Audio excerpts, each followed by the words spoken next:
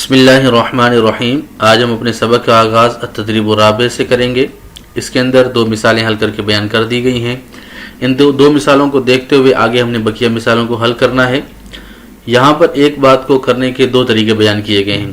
اس مثال کے طور پر انہوں نے اس بات کے حوالے سے دو مثالیں ذکر کی ہیں، دو طریقے ذکر کیے ہیں کہ اگر آپ کسی کو ویٹنگ روم میں انتظار والے کمرے میں بیٹھنے کی ریکویسٹ کرتے ہیں تو آپ ان کو کیسے کہیں گے؟ ارجو منک الجلوس فی غرفۃ الانتظار، اور دوسرا طریقہ ہے تفضل اجلس فی غرفۃ الانتظار۔ اسی طریقے سے اگر آپ کسی کو کسی ویڈیو کے دیکھنے کے حوالے سے آپ اس کو ریکویسٹ کرتے ہیں، یعنی کسی کو کہتے ہیں کہ برائے مہربانی آپ اس ویڈیو کا ملاحظہ کریں، اس ویڈیو کو دیکھیں، تو کہیں گے ارجو کی مشاہدۃ ھذا الویڈیو، یا اس کا دوسرا طریقہ ہے ارجو کی شاہدی ھذا الویڈیو۔ اب آپ دیکھیں کہ جو اجلس صیغہ امر واحد مذکر حاضر کا آیا ہے وہ منکا کی کاف ضمیر کی وجہ سے آیا ہے، اور ارجو کی کے اندر جو کاف ضمیر مجرور ہے یہ واحد مؤنث مخاطب کی ہے، تو اسی کے مطابق شاہدی فعل امر حاضر صیغہ واحد مؤنث حاضر کا لے کر آئیں۔ اب دیکھیں تیسری مثال جو ہے ارجو منکم الاستماع لہذا الدرس۔ اب یہاں پر منکم جمع کی ضمیر ہے تو ہم آگے جمع کا صیغہ لے کر آئیں گے، ارجو منکم استمعوا ھذا الدرس، استمعوا ھذا الدرس۔ چوتھی مثال بھی میں آپ کو حل کر کے دے دیتا ہوں، اس کے بعد اس کو دیکھتے ہوئے آپ آگے حل کر لیجئے گا۔ ارجو منکم الاستماع بعنایۃ۔ اب یہاں پر کما ضمیر ہے جو تثنیہ کی ہے اور مخاطب کی ہے، تو اسی کے مطابق آپ امر کا صیغہ لے کر آئیں گے، ارجو منکما استمعا بعنایۃ۔ تو یوں جو ہے آپ نے صیغوں کی تصریف کرنی ہے ضمائر کو دیکھتے ہوئے۔ تو امید کرتا ہوں کہ آگے آپ ان کو دیکھتے ہوئے اچھے طریقے سے کور کر لیں گے۔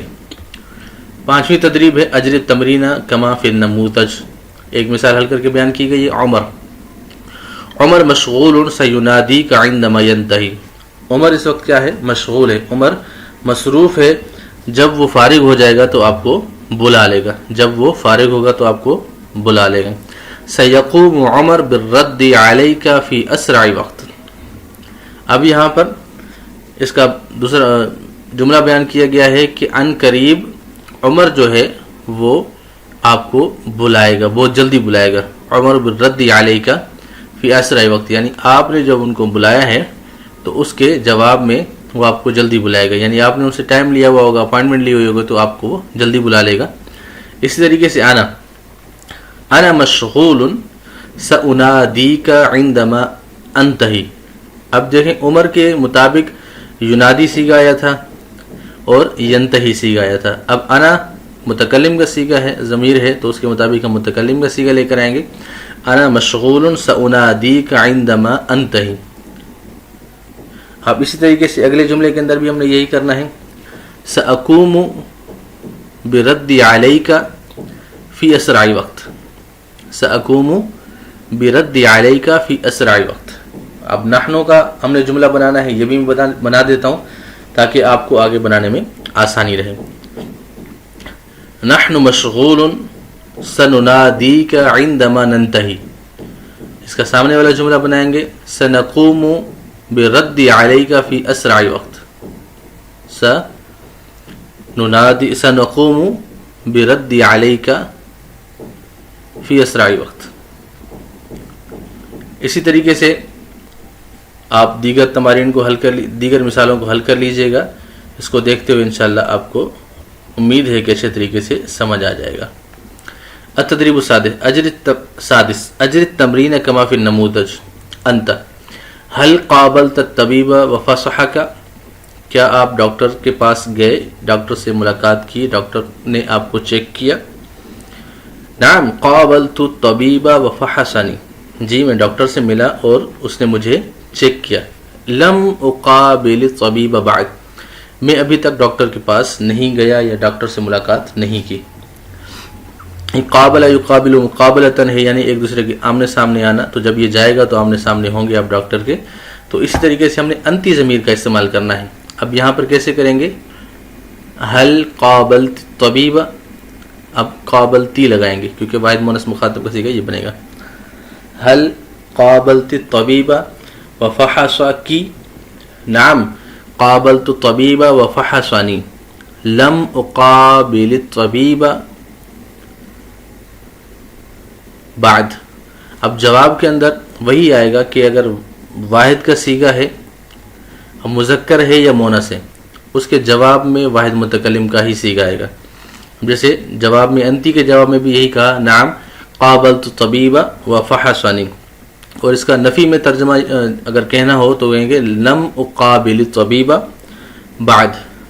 اب انتم کا کیسے کہیں گے؟ جیسے حل قابلتم الطبیب وفحصکم، تو جواب میں آئے گا نعم قابلنا الطبیب وفحصنا. اور اگر نفی میں جواب دینا ہوگا تو بولیں گے لم نقابل الطبیب بعد. تو یوں جو ہے آپ نے ضمائر کی مطابق ضمائر کے مطابق افعال کو لے کر آنا ہے. اور اگر ضمیر کی جگہ اسم آ رہا ہو تو اس کی تصریف کیسے کرنی ہے ایک مثال میں عرض کر دیتا ہوں. تیسری مثال ہے خالد کی. اب خالد، یہ مثال کے طور پر آپ کے سامنے کوئی بندہ موجود ہے اور وہ خالد کے بارے میں آپ سے پوچھتا ہے، یا آپ اس سے پوچھتے ہیں کہ کیا خالد جو ہے وہ ڈاکٹر کے پاس گیا ہے اور ڈاکٹر نے اس کی چیک اپ کیا. تو آپ اس سے کیسے کہیں گے عربی میں؟ حل قابل خالد طبیب خالد الطبیب وفحصہ، کیا خالد ڈاکٹر کے پاس گیا اور ڈاکٹر نے اسے چیک کیا. تو اب آپ اس کی طرف سے جواب دیتے ہیں سامنے والے کو، نعم قابل خالد الطبیب وفحصہ. ایک تو پازیٹیو میں آپ نے اس کو جواب دے دیا. نفی میں آپ نے اس کو کیسے جواب دینا ہے؟ لم یقابل خالد الطبیب بعد. تو یوں جو ہے آپ اس کو اسم کے ساتھ اس کا بیان کر سکتے ہیں. اسی کو دیکھتے ہوئے آپ اگلی مثالیں حل کر لیجئے گا. اگلی تمرین التدریب السابع تبادل السؤال والجواب کما فی النموذج. امساکن ما بکا. اب امساکن کو آپ نے جواب میں استعمال کرنا ہے. اگر آپ کو کوئی کہتا ہے ما بکا، آپ کو کیا ہوا ہے، تو بولیں گے عندی امساکن. اور اگر دوسرا طریقہ ہے سوال کرنے کا یہ ہے ماذا اصابک. یا تو آپ اس سے کہتے ہیں ما بکا یا اس سے پوچھتے ہیں ماذا اصابک. تو دو طریقے ہیں سوال کرنے کے، ان کے دو جواب دیے گئے ہیں. ما بکا کے جواب میں عندی امساکن، ماذا اصابک کے جواب میں بولیں گے اصابنی امساکن. علم فی قدمی. اب اس کو ہم نے استعمال کرنا ہے جواب کے اندر. آپ اس سے پوچھتے ہیں ما بکا، آپ کو کیا ہوا ہے، تو آپ جواب دیں گے لدی علم فی قدمی. لدی علم فی قدمی. اور دوسرا طریقہ ہے پوچھنے کا ماذا اصابکی، آپ کو کیا مسئلہ ہے. اب یہ مونث کی بات چل رہی ہے، ما بکی اور ماذا اصابکی. تو جواب دیں گے اصابنی علم فی قدمی. اس طریقے سے اسحال ہے، اس کو ہم نے کیسے استعمال کرنا ہے، تو سوال کریں گے ما بکا، تو جواب میں آئے گا عندی اسحال. دوسرا طریقہ ماذا اصابکا، تو آپ بولیں گے اصابنی اسحال.